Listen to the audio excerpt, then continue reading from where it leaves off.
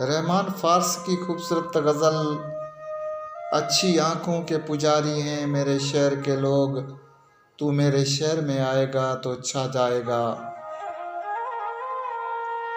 हम कयामत भी उठाएंगे तो होगा नहीं कुछ, तू फ़कत आँख उठाएगा तो छा जाएगा।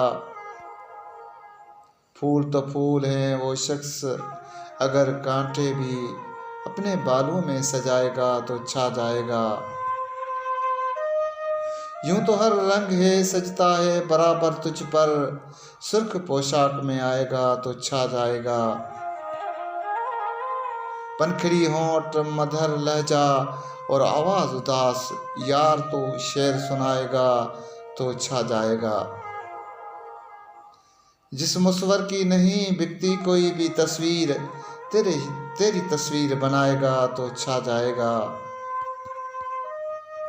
अच्छी आँखों की पुजारी हैं मेरे शहर के लोग, तू मेरे शहर में आएगा तो छा जाएगा।